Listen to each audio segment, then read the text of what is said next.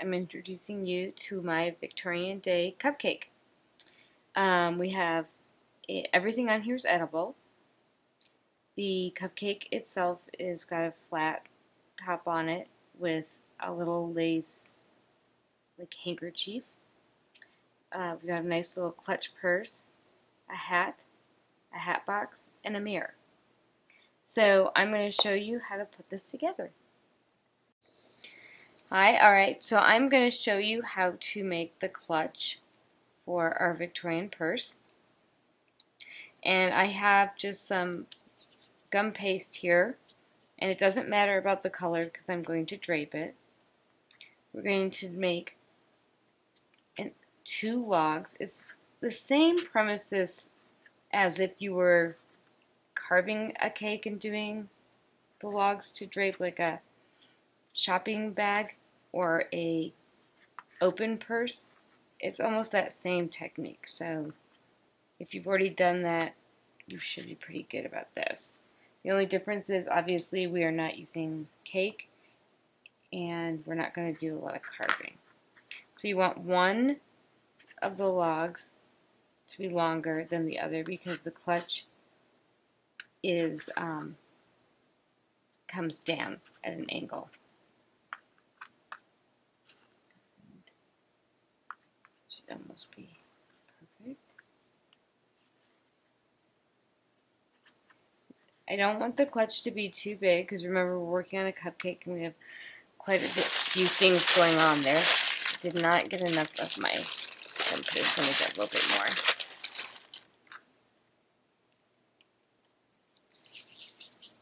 So you want to keep in mind everything is on the small side because you are working with a smaller surface. So that looks about right. So I'm going to put those two together. I'm going to take a little bit of edible glue. An egg white will work. I wouldn't do water. I don't think that that would hold it very well for what we're doing here. I'm just going to kind of put it together. And then I'm going to take my Dresden tool and I'm going to pleat it. So I know you can't see what I'm doing, but I will show you exactly how it looks. You're going to bring your tool up so that you're putting these deep pleats in there. You want to come over the top and do the same thing, putting your pleats in there. So if you've ever done one of the carved cakes like I was talking about, this is the part where you would be carving it out and pleating it. And then you would put your pleats in your fondant. I will not be putting a lot of pleats in the fondant. I'm just going to follow the pleats that I made, but I'm going to be draping it, and it is of that same type of method. So you just want to make sure you get them deep enough that your fondant will pick it up. And kind of squish it in a little bit because that clutch goes in and it also brings those pleats in a little bit more. So now we have all of our pleats in. I'm going to take a thin piece of fondant that'll be big enough to drape over it. I'm not too concerned about what it looks like at the moment as far as how I've rolled it out. On a pasta machine, you would take it to a number 4. Most of the time, my gum paste is still wet enough and my fondant is still wet enough that I don't even have to use anything to seal it. So we'll see if we can do that. So we're going to act like this is a cake, and you're going to cover it the same way you almost would a square cake, working down and bringing out your bottom so that you don't get any corners pleated that you don't want pleated. Just the part of the purse that you want pleated. And just work the fondant down just the same way you would as a cake. Feeling to make sure that you've gotten everything in line. And I can see the pleats starting to come through. So I'm going to bring it down. Because it's so small, I'm going to use my pinky. It really isn't small enough for this little teeny guy. So just use your hands. If you have nails, use the balls of your fingers. I try and keep my nails as short as possible. The next thing I'm going to do is take this neat little clay tool. I think they're called color shaders. And I'm going to just kind of bring in the fondant and tuck everything in. I'm also going to go back over and just kind of feel where those pleats are and pleat them back in with the fondant here.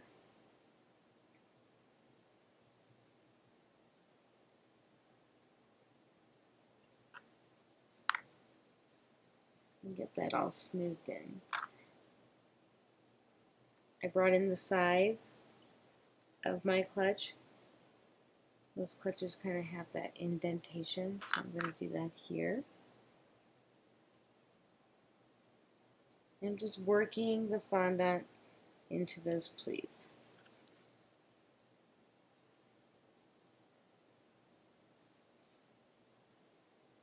And making sure that they're going to show.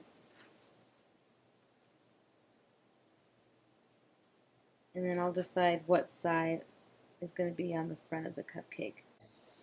So I'm just tucking in the edges of the fondant to the purse with this color shaper. And when I say this is a neat little clay tool, it's because it came from the American Clay Company, but I've only used it on fondant and gum paste. But I love how it just kind of makes an awesome little seal there for working with small little things like this.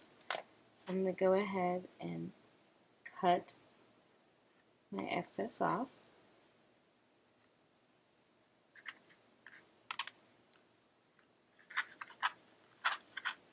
With my knife.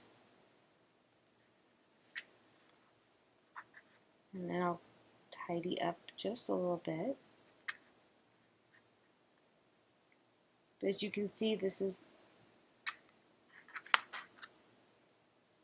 fairly simple and fun, easy project to do. You get quite a few done in a very short, period of time. So I'm just tucking in the rest. And I was right, the fondant and the gum paste were wet enough that I do not need to use any edible glue. It should hold. Alright, I'm going to put that just over there for a second. I'm going to take a little bit, a very tiny little bit, of white fondant, or gum paste, and I'm going to make the top of that clutch.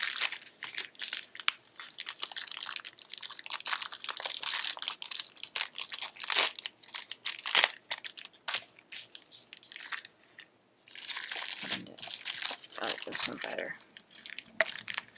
So you could do it a couple different ways. You could mold it yourself, or you could use any type of mold that you have.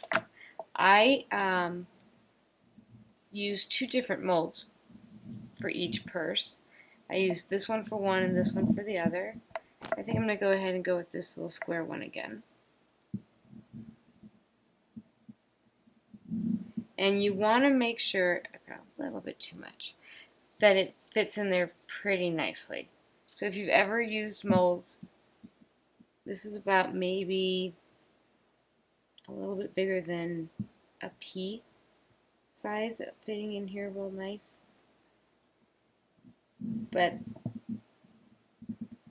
the closer you can get to the size of what you're molding, the less cutting you'll have to do and it'll look better. So I shouldn't have to do any cutting for this one. It fit in nice and perfect. Just going to make sure it picked up all that little print. And then all I'm going to do is take a little bit of that edible glue and just a tad. I think I can probably tuck it in, and that's what I'm going to do. Nope, I got a little more than I thought, so I'll just gently cut that little excess there.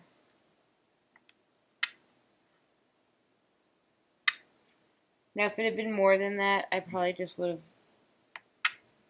redone it smaller, but it's such a tiny amount, it's not going to matter. As my little clutch top goes flying around. Alright, so we're going to put it up there. I like the way that fits.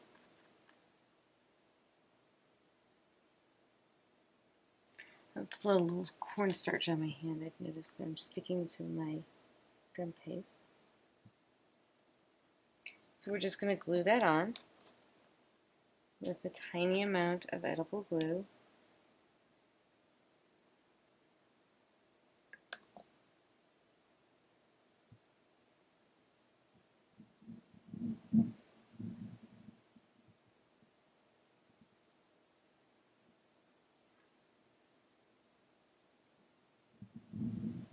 Make sure it's in there. And then I'm going to just mark the sides just a little bit, and that is where my chain for the clutch will come in. I looked at, and you can go onto Google Images, and I just put in some Victorian purses to get some ideas. So the next thing we're going to do is dust our little purse, and then we'll add in the chain.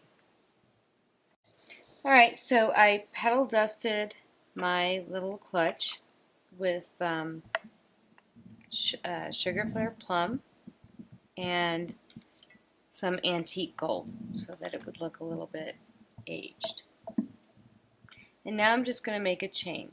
I'm using a PME 1.5 tip and some off-peak consistency royal icing. And all I'm going to do is kind of make little squiggly lines to look like a chain. And because it is a chain to a purse, I know that it's going to have a lot of movement to it. It's just not going to be straight. So I'm going to add a little bit of movement to it. It's going to kind of come down the bottom of the purse.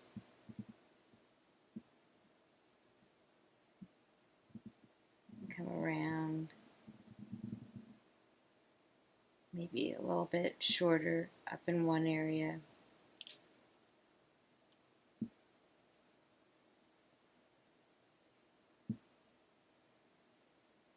The only important thing to remember as you're making your little chain is that it needs to hook back up into that clutch area where we made those indentations so that it looks like it is coming out from the purse. And that's it. When that royal icing dries, I will color it or paint it with a fine brush and some Everclear and the antique gold to match. So now let's work on the hat, and I'll show you how I did that. So I'm just conditioning my gum paste, and I'm going to roll it. I don't want it to be too thin, so I'm going to bring it to a 0 on the pasta machine. I'm going to explain why. To get the texture that I wanted in this hat, it was actually Sydney who liked the little diamonds in my scribing tool. So I'm going to roll this up, and that's why you don't want to bring this too thin, because you're going to be rolling it pretty thin with your whatever you have that's textured like that. And I know it's hard to see now, but when you dust it, it pops right out. And we're going to take a circle cutter and cut it out. And then with the remaining gum paste, I'm going to make the top of the hat. And I'll show you how I did that.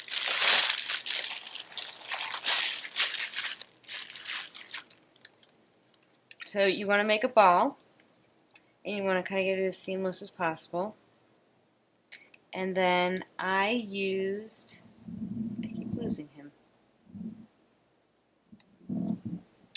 I believe I used that little guy right here. This is what I made the top of the hat with, was this mold right here. And any mold that you have, any button mold, just something that has a lot of texture in it. I liked this one because it had, I believe these are alphabet, no, these are Jewels by Jen.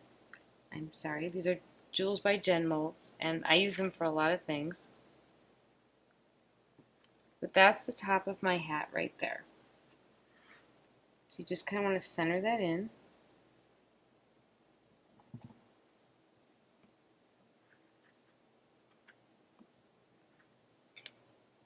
And I went around just lightly. I don't want to take any of the form away from my little circle with the same texturing tool, so that it kind of blended right in. But you are going to be piping a little ribbon around there, and we're going to put a bow on there. I'll show you that in a second. So with a very small amount of edible glue again, and you can make edible glue with some Tylose powder and water and let it sit overnight. You'll have a strong edible glue. You could also use some gum arabic and a little bit of powdered sugar if you don't have Tylose powder.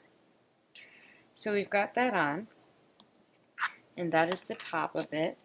And then we want to make this a little bow. Now you could make a bow on your own if you wanted to.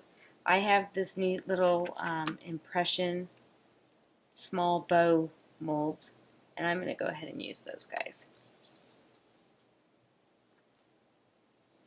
So you just want to roll a ball, and you want it to be fairly small.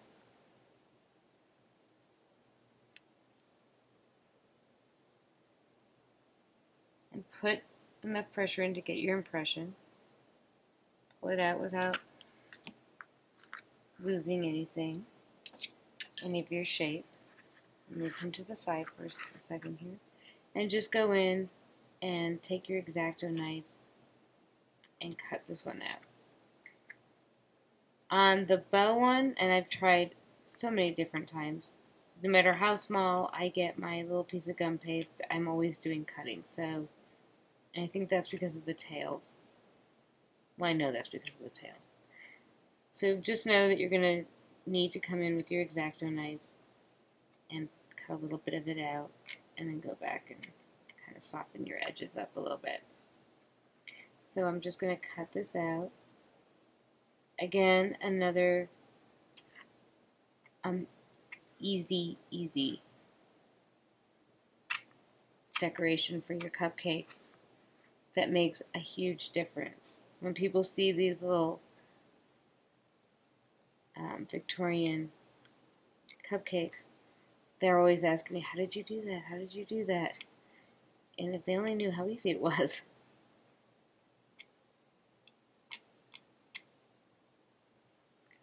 So I thought because so many people were enjoying them, I would share them with you.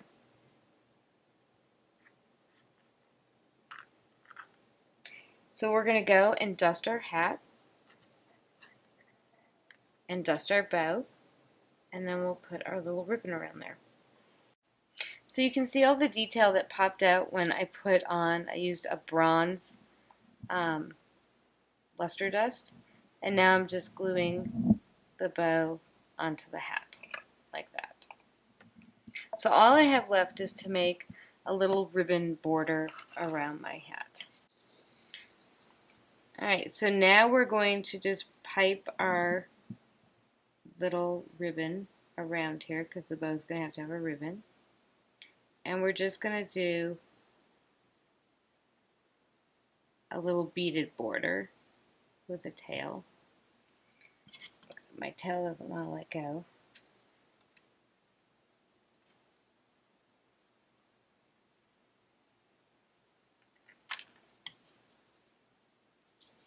I'm using a circle cutter and a little acrylic cup as my cake stand for this.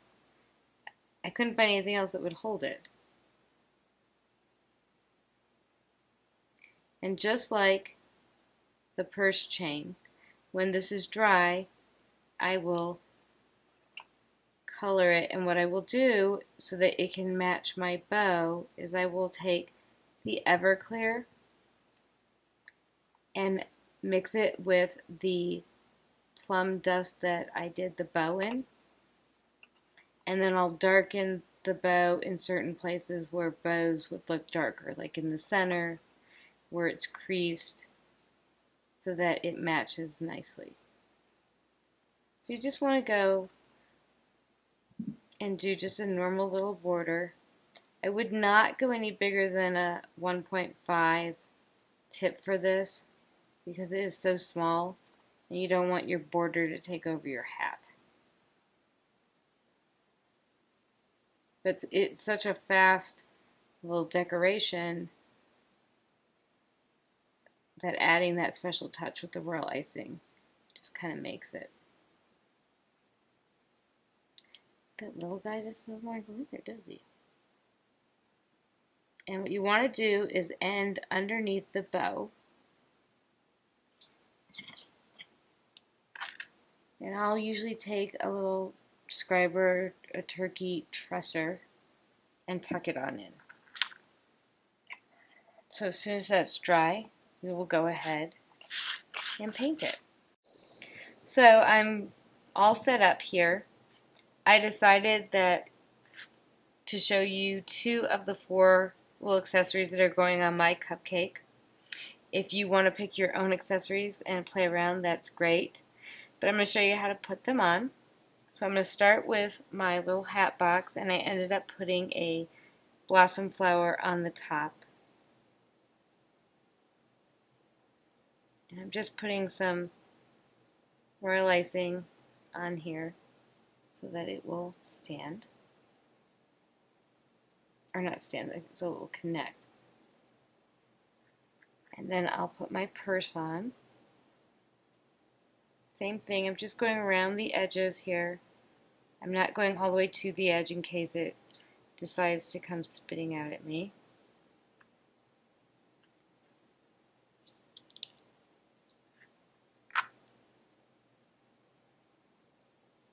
So, as you can see, I'm not doing this with any design or training or whatever. I'm just putting it on so it will go and stand. I'm going to put it right about here. And then I want my hat to sit in between the 2, like so. That's kind of how I did it. I'll move this over just a tad. There we go. And what I found worked best was to come around the rim a little bit, and then if I needed to, I can go in and tuck the royal icing so that you don't see it. But I want to make sure that it is attached and doesn't come off when I go to give it away. Or if you're making it for a client's party, you'd hate for your hat to come flying off.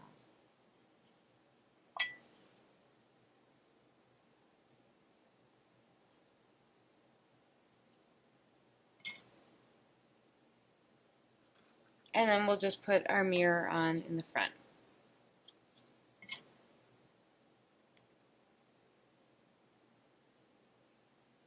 Bring him up above that little crease. Just like that. And there you go. You have your Victorian Day cupcake. Thank you.